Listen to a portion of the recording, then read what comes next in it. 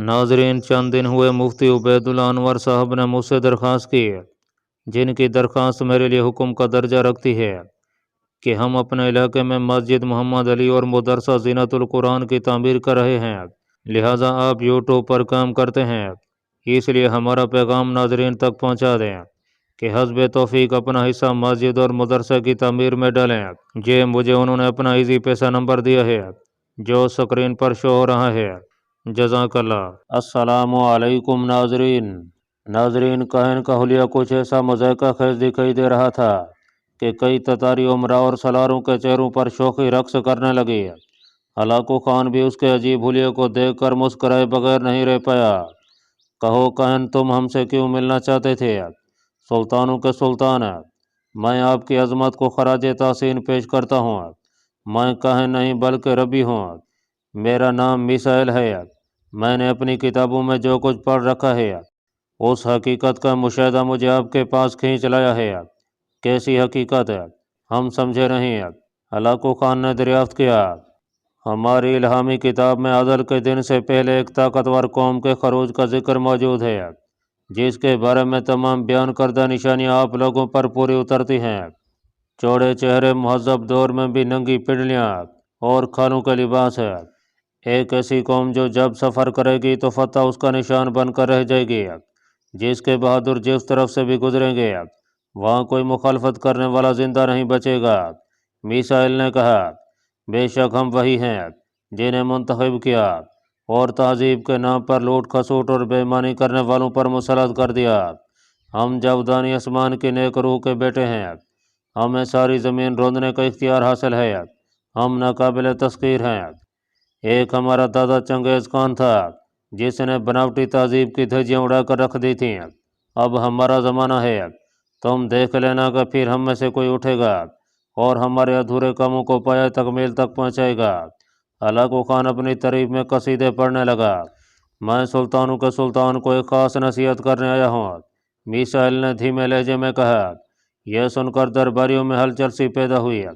Hulagu Khan بھی اس کی جرأت پر دنگ رہ گیا، لیکن اس نے اپنے حمایتین کو پرسکون رہنے کا اشارہ کیا۔ کیا تمہاری بات کا تعلق بھی تمہاری کتاب سے ہی ہے؟ بے شک میں نے اپنی الہامی کتاب میں جو کچھ پایا اس سے آپ کو آگاہ کرنا اپنا فرض سمجھتا ہوں۔ مجھے آپ سے کسی انعام کی توقع یہاں کھینچ کر نہیں لی، اور نہ ہی میں اس بات پر خوف زدہ ہوں کہ آپ کے دربار میں میرے ساتھ کیا سلوک کیا جائے گا۔ میسائل اطمینان سے بول رہا تھا۔ ہلاکو خان کے لیے اس کی شخصیت اہمیت اختیار کرنے لگی۔ ہلاکو خان ہی نہیں بلکہ تمام منگول اور تتاری لوگ ایسے لوگوں سے فوری مرعوب ہو جاتے تھے جن کے بارے میں انہیں ذرا سے بھی بھنک پڑ جاتی کہ وہ کہن یا راہب ہیں۔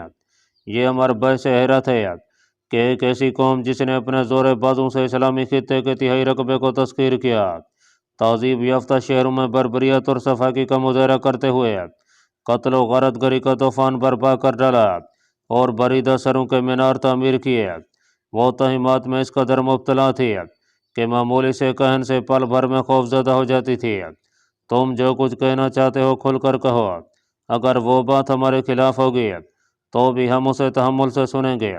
ہلاکو خان نے نرمی سے کہا، سلطانوں کے سلطان کو میں متنبہ کرتا ہوں کہ ہماری الہامی کتاب میں درج ہے جب وہ قوم ارض مقدس میں داخل ہو جائے گی تو اس پر لازم ہے کہ وہ اس وقت تک یہاں قیام کرے جب تک رب یہود کا فرمان نہ آ جائے۔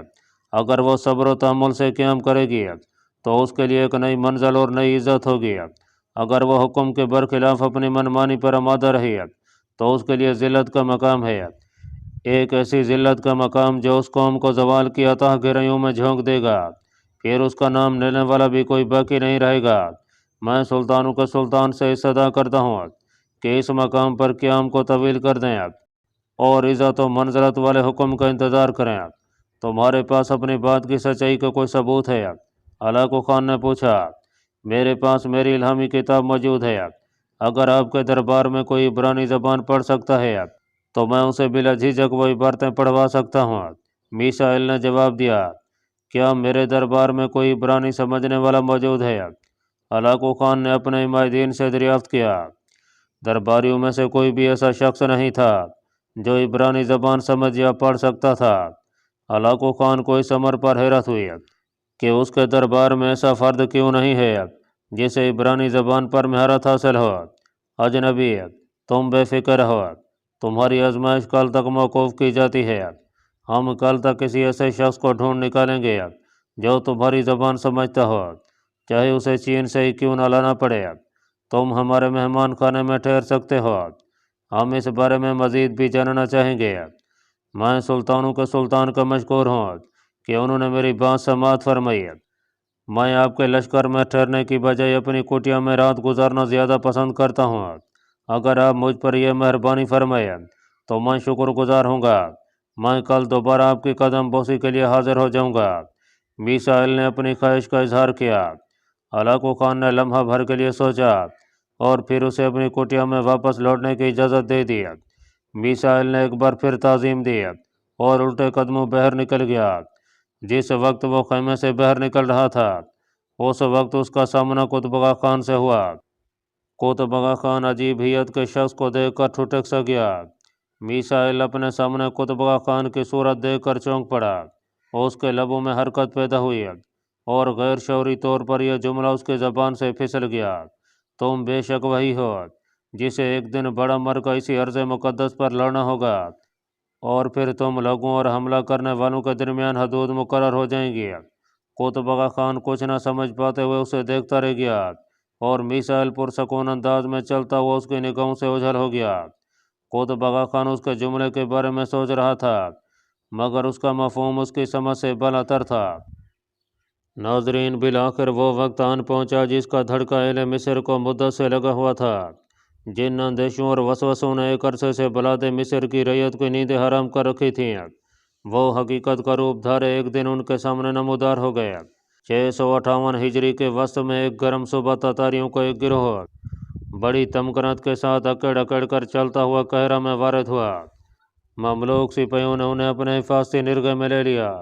قاہرہ کے گلی کوچوں اور بازاروں میں پناہ گزینوں کی بڑی تعداد موجود تھی جن کے چہروں پر مظلومی اور تتاریوں کی بربریت کی دستانیں یاں تھیں۔ تتاری چہروں کے ورد نے ان میں خوف و ہراس اور غیظ و غضب کی ملی جلی فضا پیدا کر دی۔ سلطان ملک مظفر کو اس گروہ کی آمد کے بارے میں بہت پہلے خبر مل چکی تھی۔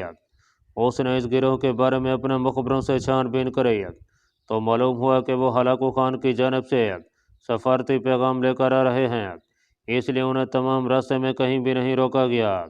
ان کی مسافت کی منزلوں کے بارے میں پل پل کی خبر سلطان ملک مظفر تک پہنچتی رہی۔ جو ہی وہ لوگ قاہرہ کے نزدیک پہنچے تو سلطان ملک مظفر نے مملوک سپاہیوں کے ایک دستے کو حکم دیا کہ وہ انہیں بڑی حفاظت سے شاہی دربار تک لائیں۔ اسے اندیشہ تھا کہ قاہرہ میں موجود پناہ گزین یا رعیت جوش میں آ کر ان پر حملہ نہ کر بیٹھے۔ یہی وجہ تھی کہ مملوک سپاہی ننگی تلواروں کے سائے میں تتاری وفد کو دربار تک لائے۔ تتاری وفد اپنے ارد گرد کے ماحول سے لاپرواہ دکھائی دے رہا تھا۔ ان کی آمد کی خبر پورے قاہرہ میں وبا کی مانند پھیل گئی۔ امراء و عمائدین سلطنت حالات کا صحیح رخ جاننے کے لیے تیزی سے دربار کا رخ کرنے لگے۔ تلواروں کے سائے میں تتاریوں کے چہروں پر کوئی خوف نہیں تھا بلکہ وہ بازاروں کی حالت زار دیکھ کر احتجاجی انداز میں مسکرا رہے تھے۔ مملوک دستے کی رہنمائی اور حفاظت میں وہ وفد دربار تک پہنچا۔ دربار میں ان کی آمد سے قبل ہی تمام افراد پہنچ چکے تھے۔ ان میں سپہ سالار اعظم فارس الدین اکتئی اور سپہ سالار اعلیٰ حقن قصر بھی موجود تھا۔ بیبر صلاح الدین لولو فخر الدین اور کئی دوسرے معتمد امراء بھی موجود تھے۔ تتاری سفیر گردن تانے تکبر سے دربار میں داخل ہوئے۔ مملوک دستہ ان کے گرد موجود تھا۔ تتاری وفد گھمنڈ کے ساتھ چلتا ہوا ملک مظفر سیف الدین کتودی کے سامنے جا پہنچا۔ وفد نے آداب شاہی کی کوئی پرواہ نہیں کی اور نہ ہی تعظیم دی بلکہ سینہ تان کر کھڑے ہو گئے۔ ملک مظفر سیف الدین نے سپاہیوں کو پیچھے ہٹنے کا اشارہ کیا اور تتاری سفارت سے ان کی آمد کی وجہ دریافت کی۔ تتاری وفد میں سے ایک شخص نے اپنے لبادے میں سے سفارت نامہ نکالا اور ہاتھ گھما کر اسے ملک مظفر کی جانب پھینک دیا۔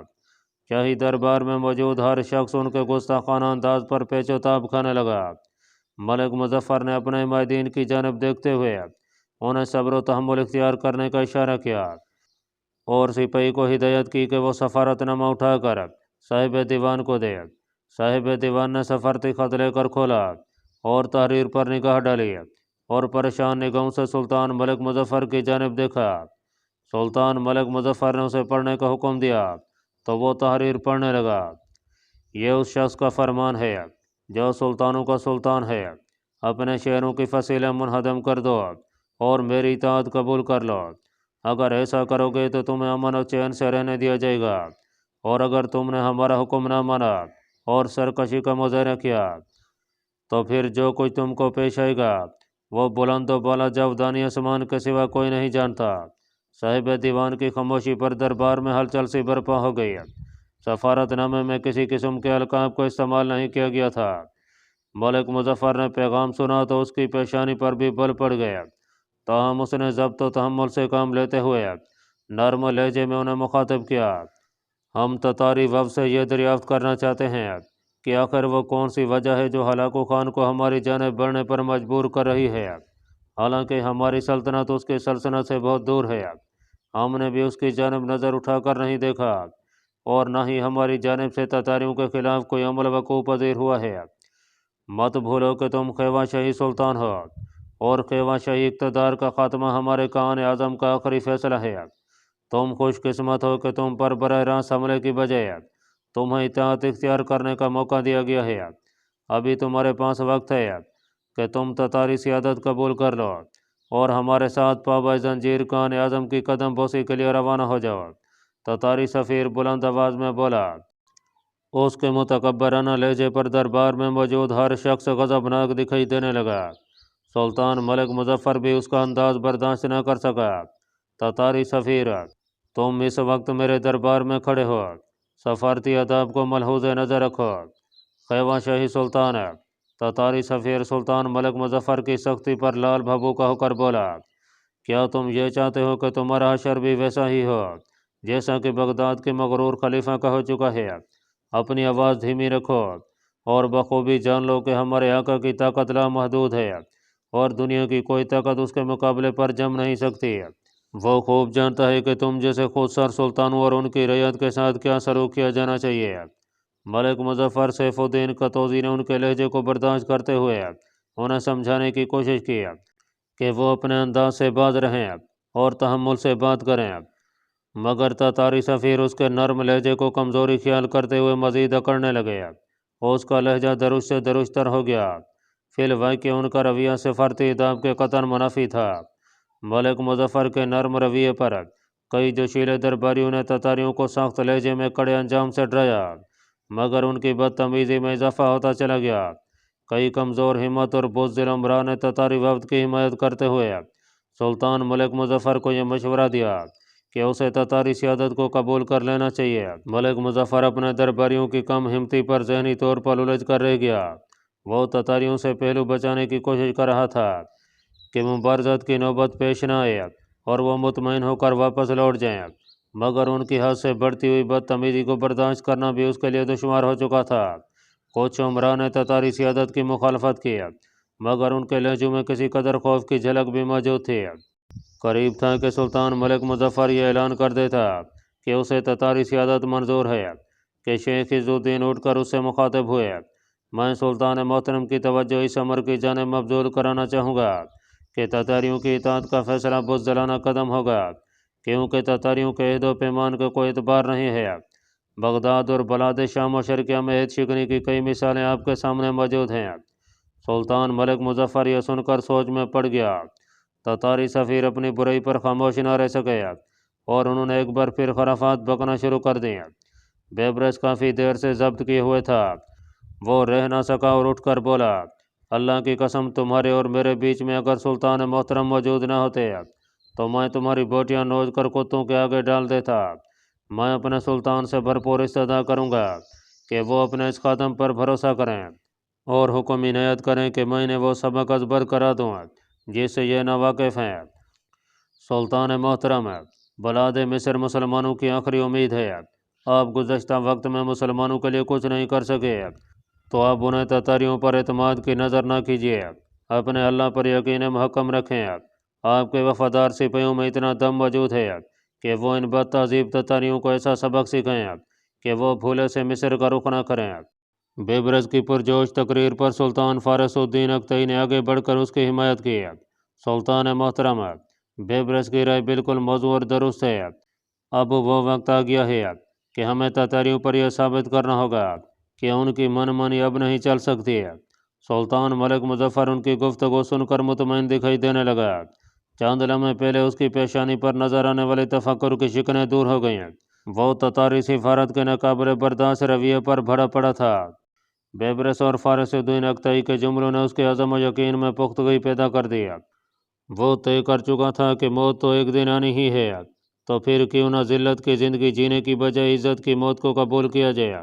کچھ لمحوں کے توقف کے بعد اس نے سخت ترین لہجے میں حکم دیا، ان بدتمیز اور مغرور تاتاریوں کو فوراً گرفتار کر لیا جائے اور ان کی زبانیں گدی سے کھینچ لی جائیں اور ان کے سر قلم کر کے ہلاکو خان کو روانہ کر دیا جائیں، تاکہ اسے معلوم ہو جائے کہ سلطان ملک مظفر کا جواب کیا ہے۔ سلطان ملک مظفر کے منہ سے جملوں کا نکلنا تھا کہ مملوک سپاہی ان پر جھپٹ پڑے۔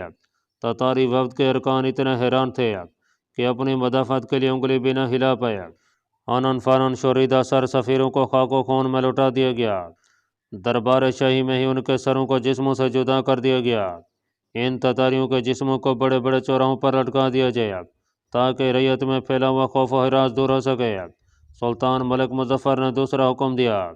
کچھ ہی دیر میں سپاہی ان تاتاریوں کے سروں اور لاشوں کو گھسیٹتے ہوئے باہر لے گئے۔ دربار کا اعلیٰ و نفیس کل ان تاتاریوں کے خون میں لتڑا دکھائی دے رہا تھا۔ فارس الدین اکتئی اور بیبرس کے چہرے پر مسرت کے آثار جھلک رہے تھے، جبکہ کمزور ہمت عمرا کے چہرے سفید تھے۔ الملک مظفر نے تتاری سفارت کو قتل کر کے ایک بار پھر تاریخ کو دہرا دیا تھا۔ اس کے نانا علاء الدین محمد تقی شاہ خارزم نے چنگیز خان کی سفارت کو قتل کر کے اپنی پوری سلطنت تباہ و برباد کروا لی تھی، اور اب اس کے نواسے سیف الدین قتوزی نے بھی اس عمل کا ارتکاب کیا تھا۔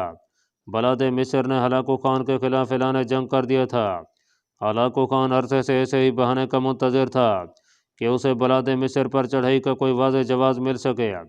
تتاری سفارت کے بریدہ سروں کی صورت میں جواز اس کے پاس روانہ ہو چکا تھا۔ ناظرین، منگولوں کے ایل خانی کا آن اعظم منگو خان کو جب اردو زریں کے حکمران برکئی خان کی جانب سے مکمل اطمینان ہو گیا تو اس نے چین پر لشکر کشی کی زور شور سے تیاریاں شروع کر دیں۔ وہ اپنے دادا چنگیز خان کے ادھورے خواب کو شرمندہ تعبیر کرنا چاہتا تھا، جس کی حسرت چنگیز خان اپنے دل میں لیے اس دنیا سے رخصت ہو گیا تھا۔ ایل خانی سلطنت کے وفادار منگولوں پر منگو خان کے ارادوں کا عقدہ کھلا تو انہوں نے بڑی شد و مت سے اسے سمجھانے کی کوشش کی کہ چین پر حملے کے لیے یہ موسم سازگار نہیں ہے، اور دوسرا منگولوں کو چین کے بارے میں بھولے سے بھی نہیں سوچنا چاہیے، کیونکہ چین پر یلغار کی صورت میں ہمیشہ انہیں ہزیمت اٹھانا پڑی ہے۔ تتاری کہنوں نے بھی چین کی سرزمین کو منگولوں کے لیے منحوس قرار دیا ہے۔ منگو خان کے مسلمان رفقا نے ایسی باتوں کو تہمات قرار دیتے ہوئے اس کی حوصلہ افزائی میں کوئی کسر اٹھا نہ رکھی۔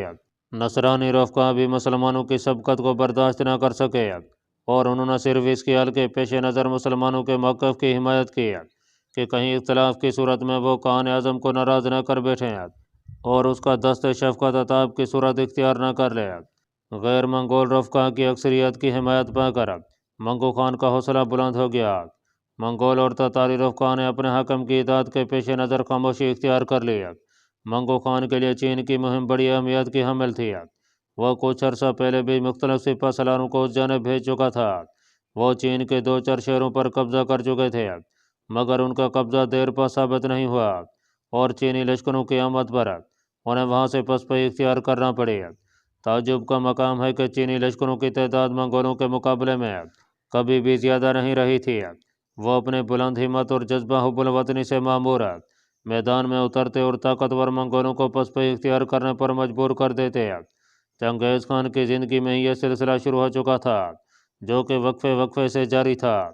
منگو خان کے عہد تک منگول اس میں کامیاب نہیں ہو سکے، جبکہ سلطنت اسلامیہ جو کہ چین کے مقابلے میں کہیں زیادہ وسیع و عریض تھی اور یہاں چین کی نسبت ہر شے کی فراوانی تھی، نامور سپہ سالار موجود تھے، عسکری ساز و سامان اور لشکروں کی بھی کوئی کمی نہیں تھی، پھر بھی وہ منگولوں کے سامنے ریت کی دیوار ثابت ہوئے۔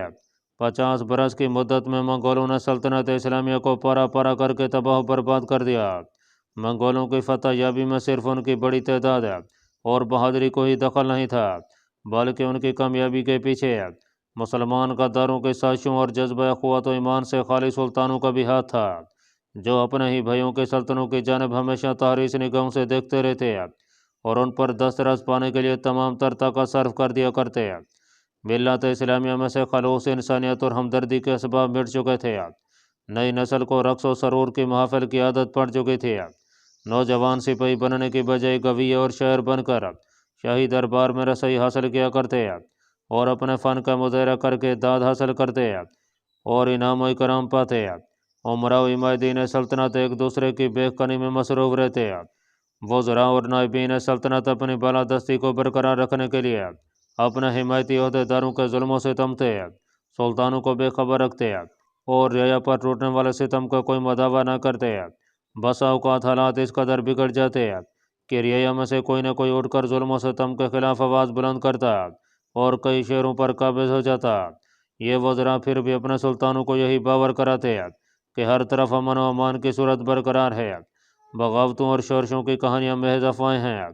کبھی کبھار کوئی سلطان ان وزراء کے چنگل سے نکل کر حقیقت سے باخبر ہو جاتا تو وزراء کی جماعت اس کے خلاف اتنی تیزی سے سرگرم ہو جاتی کہ وہ زندگی سے ہی ہاتھ دھو بیٹھتا اور وزراء غلط بیانی اور گھنانی کرتوتوں کے جرم میں موت کے گھاٹ اتار دیے جاتے۔ یہ سلسلہ ایک دن یا ایک سال سے جاری نہیں تھا، بلکہ اس کا سلسلہ کئی سو سال سے جاری تھا۔ ایسے ہی حالات میں غیر تہذیب یافتہ منگول قہر الہی بن کر ان پر ٹوٹ پڑے۔ مسلمان سلطانوں کے سرسبز و شاداب ملک کھنڈرات اور ویرانی کی تصویر بن گئے اور ہنستی کھیلتی رعایا موت کی وادیوں میں اتار دی گئی۔